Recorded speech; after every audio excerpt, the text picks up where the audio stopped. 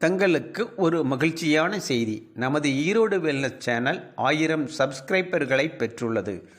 தொடர்ந்து ஆதரவு அளித்து வரும் தங்களுக்கு நன்றி. இன்று நாம் பார்க்க இருப்பது வெள்ளை சர்க்கரையை பற்றித்தான். காலை எழுந்தவுடன் ஆரம்பித்து இரவு தூங்கும் வரை நாம் வெள்ளை சர்க்கரையை பயன்படுத்துகிறோம். வெள்ளை சர்க்கரை நன்மையா, தீமையா, சைவமா, அசைவமா என பல விவாதங்கள் தற்பொழுது நடைபெற்று வருகிறது. பெரும்பாலோர் அளவுக்கு அதிகமாக எடுத்தால் தீமையே என சொல்கின்றனர். அது என்னவென்று பார்ப்போம். 8000 ஆண்டுகளுக்கு முன்பு தென் பசிபிக் தீவுகளில் கரும்பு பயிரிடப்பட்டது. இந்தியா உட்பட 200 நாடுகளில் கரும்பு பயிரிடப்படுகிறது. இந்தியாவில் வெள்ளை சர்க்கரை வருவதற்கு முன்பு பழுப்பு நிற சர்க்கரையையே பயன்படுத்தி வந்தனர். சங்க காலத்தில் இனிப்பு என்ற தித்திப்பு சுவைக்கு தேனையே தமிழர்கள் பயன்படுத்தியுள்ளனர். உலகில் தயாராகும் சர்க்கரையில் 70% கரும்பிலிருந்துதான் கிடைக்கிறது. உலகின் சர்க்கரை கிண்ணம் என்ற பெயரை பெற்றுள்ளது கியூபா நாடு. சாகுபடி, சர்க்கரை தயாரிப்பு இரண்டிலும் முன்னணியில் இருக்கிறது.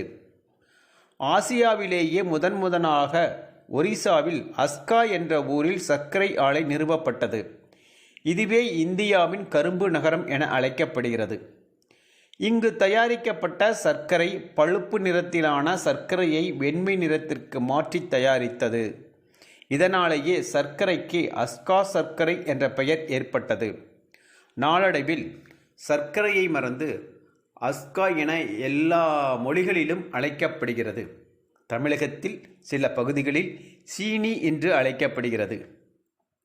சர்க்கரை தயாரிக்கும் முறை: கரும்பிலிருந்து சாறு பிழியும் போது ப்ளீச்சிங் பவுடர் அல்லது குளோரின் ரசாயனம் பயன்படுத்தப்படுகிறது.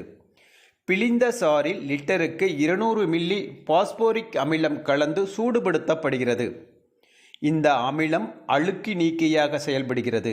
பின்பு சிறிதளவு சுண்ணாம்பு சேர்த்து சல்பர் டை ஆக்சைடு செலுத்துகின்றனர். இதனை கொதிகலனில் அதிக வெப்பநிலைக்கு சூடாக்கும் போது மண், சக்கை போன்ற கசடுகள் அகற்றப்பட்டு கரும்புச்சாறு கிடைக்கிறது.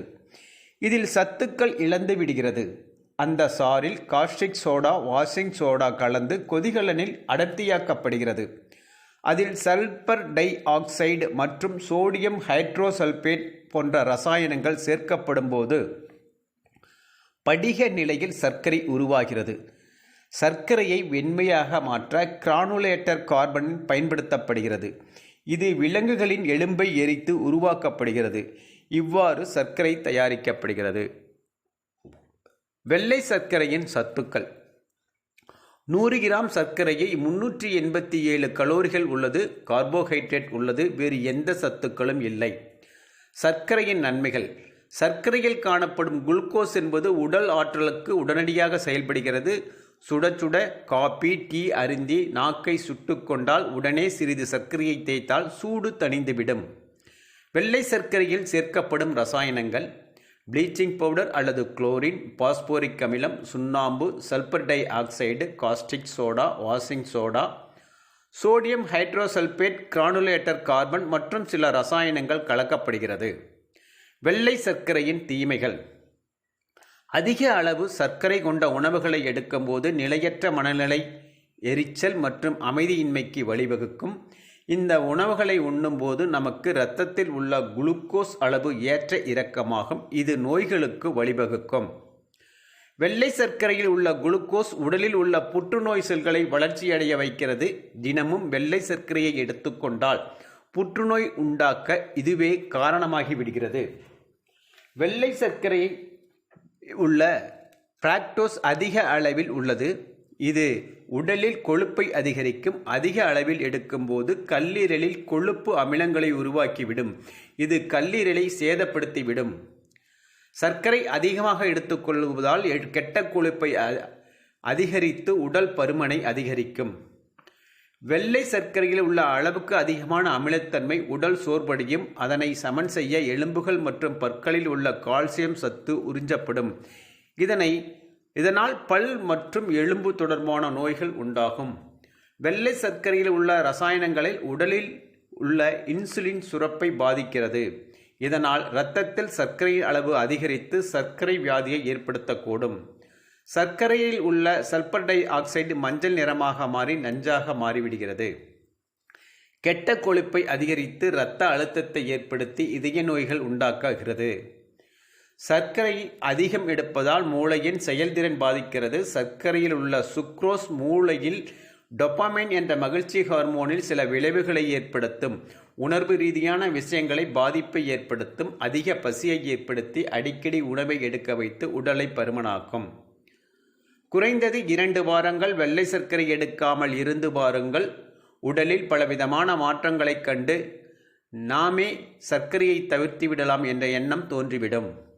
அடிக்கடி சர்க்கரை உணவுகளை உட்கொள்ளும் போது நமது மூளை அதிக சர்க்கரை தேவைப்படுவதற்கு ஏற்றது போல் மற்றும் சர்க்கரை ஏக்கத்திற்கு வழிவகுக்கும். நல்ல சர்க்கரை என்றாலும் தினமும் 10 கிராம் மட்டுமே எடுத்துக்கொள்ள வேண்டும். ஆனால் 30 முதல் 40 கிராம் எடுத்துக்கொள்வதால் மருத்துவ ஆய்வு சொல்கிறது. உலக அளவில் சர்க்கரை நோயாளிகள் பட்டியலில் இந்தியர்கள் முதல் இடத்தில் உள்ளனர். சர்க்கரை சாப்பிடுவதால் சர்க்கரை நோய் வருவதில்லை என்றாலும் மாறிவரும் உணவு பழக்கம் அளவுக்கு மீறி சர்க்கரை சாப்பிடுவது காரணமாக அமைகிறது.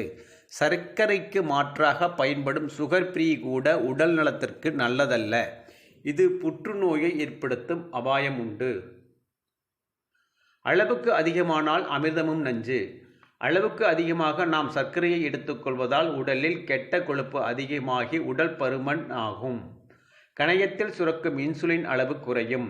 இரத்தத்தில் சர்க்கரை அளவு அதிகரித்து நீரிழிவு நோய் உண்டாகும். வலுவான எலும்பை உறுதி இழக்கச் செய்யும். இதய நோய், கீழ்வாதம், கண் பார்வை குறைபாடு, ஆஸ்டியோபொரோசிஸ், பற்கள் பாதிப்பு இவ்வாறு அச்சுறுத்தும் நோய்கள் வரிசையாக தாக்கத் தொடங்குகின்றன.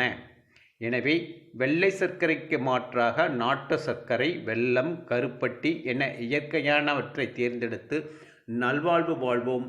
நன்றி, வணக்கம்.